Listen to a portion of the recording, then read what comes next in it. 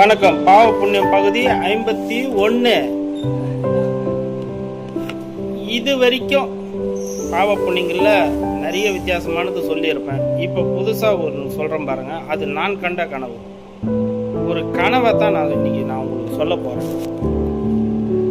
இப்போ சமீபத்தில் சட்டமன்றம் கூடக்கூடிய நிறைவு நாள் 5 வருஷம் நிறைவு அடைஞ்சிருச்சு. அவருடைய பதவி நாட்களில் பதவி நாட்கள் இன்னும் கொஞ்சம் தூரம் இருக்குது. ஆனால் அந்த சட்டமன்றம் கூடுது இல்லையா, அது கடைசி நாள்.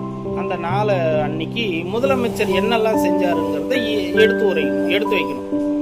பிடிச்சிருந்தா பிடிச்சிருக்குன்னு சொல்லணும், பிடிக்கலன்னா பிடிக்கலன்னு சொல்லணும். சிலர் வாழ்த்துவாங்க, சிலர் கசப்பான இதை சொல்லி அது வாழ்த்துவாங்க. இப்படி அவங்க மனநிலை என்ன இருந்தோ அது முதலமைச்சரை பற்றி பேசுங்க அப்படின்னு சொல்லி இவர் சொல்லிட்டார், பேரவைத் தலைவர் சொல்லிட்டார்.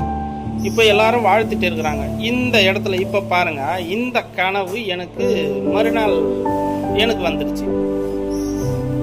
234 எம்எல்ஏக்கள் வாழ்த்துறாங்க, 233 பேர் வாழ்த்துறாங்க. ஒரு ஆள் நம்ம முதலமைச்சர், அது அவருக்கு கணக்கு இல்லை.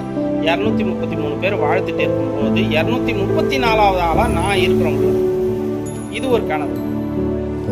எல்லாரையும் இது நான் என்ன பண்ணிட்டேன், சுயேட்சையாலே போய் உள்ள உட்காந்துருக்கிறேன். எல்லாரையும் வாழ்த்தும் போது எல்லாரும் என்னென்ன வாழ்த்துறாங்களோ அதெல்லாம் நான் எழுதி எடுத்துட்டேங்க. அதான் ஒரு காப்பி அடிப்பாங்கல்ல, அந்த மாதிரி காப்பி அடித்த மாதிரி எடுத்து வச்சுட்டேன். இப்போ யார் என்னென்ன பேசுவாங்கன்றது எல்லாம் எனக்கு முன்கூட்டியே தெரிஞ்சு எல்லாத்துலேயும் ஒரு ஜெராக்ஸ் எடுத்து வச்சு, யாருக்காவது முன்னாடி என்ன அறிவிச்சாங்கன்னா, என் பேரை சொன்னாங்கன்னா நான் ஒரு 4 வார்த்தை முதலமைச்சரை பற்றி பேசி அவரை புகழ்ந்து பேசிடலாம் அப்படின்ட்டு எடுத்து வச்சுட்டு பார்க்குறேன். பேரவைத் தலைவர் என் பேரை சொல்ல மாட்டேங்கிறார். சொல்லுவார்னு பார்க்கும்போது 233 பேருன்னு சொல்லி 234வது ஆளா சொல்லிட்டாரு. நான் வாழ்த்தணும்னு நினைச்சு பேசி எழுதி எடுத்துட்டு போனது எல்லாம் அவங்க பேசிட்டாங்க. 233 பேர் பேசிட்டாங்க. இப்போ எனக்கு பேச வார்த்தைகள் இல்லை. நிக்கிறேன், நான் கேட்டேன். அப்போ பேரவைத் தலைவர்கிட்ட தான் சொல்லிட்டேன். சொல்லும்போது அவர்கிட்ட சொன்னேன், பேரவைத் தலைவர் அவர்களே, நீங்க எனக்கு ஒரு பாவம் பண்ணிட்டீங்க. 233 பேருக்கு இடையில ஏதோ ஒருத்தரை பத்தி நீங்க முன்னாடி எனக்கு என் பேரை சொல்லியிருந்தீங்கன்னா நான் அவரை நல்லபடியா புகழ்ந்து பேசி வாழ்த்து இருப்பேன். இப்ப எல்லாரும் முடிச்சுட்டு கடைசியா என்ன சொல்லும் போது என்கிட்ட சொல்ல வார்த்தை இல்லை. நான் என்னன்னு சொல்லி வாழ்த்துறது அவர் முதலமைச்சரை? இந்த பாவத்துக்கு நீங்க தான் பொறுப்பேற்றுக்கணும். எனக்கு பெரிய பாவம் பண்ணிட்டீங்க அப்படின்னு சொல்லிட்டு, சரி நம்ம வேற ஒரு வழியில போய்க்கலான்ட்டு உடனே என்ன பண்ண, சரிங்க நான் எனக்கு தெரிஞ்ச வழியில நான் வாழ்த்திடுறேன் 2 வார்த்தை அப்படின்னு சொல்லிட்டு இவர்கள் எல்லாம் முருகன் வழியில போனாங்க. உலகத்தை சுத்தி வந்து அம்மா காலில் விழுந்து, அப்பா அம்மா காலில் விழுந்து வாழ்த்து ஆசீர்வாதம் வாங்குற மாதிரி போனாங்க. நான் விநாயகர் மாதிரி யோசனை பண்ணிட்டேன்.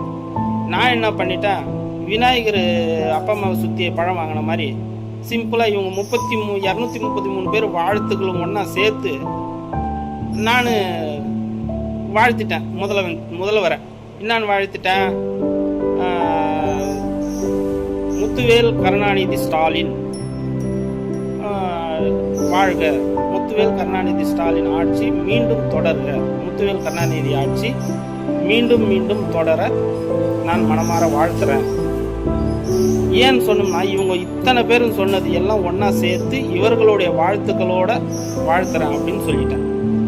இவங்க ஊரெல்லாம் சுத்தின்னு வந்து அவர்கிட்ட வாழ்த்து வாங்கணும் போல, நான் அவரையே சுத்தி வந்து இந்த பெருமைக்கு எல்லாம் அவரே சார்ந்ததா இருக்கும். முத்துவேல் கருணாநிதி ஸ்டாலினுக்கு இணை முத்துவேல் கருணாநிதி ஸ்டாலின் தான் அப்படின்னு சொல்லி அவரை நானும் வாழ்த்துட்டேன். உடனே விடிஞ்சிருச்சு. இதுதான் கனவு. அடுத்த எபிசோட்ல பார்ப்போம்.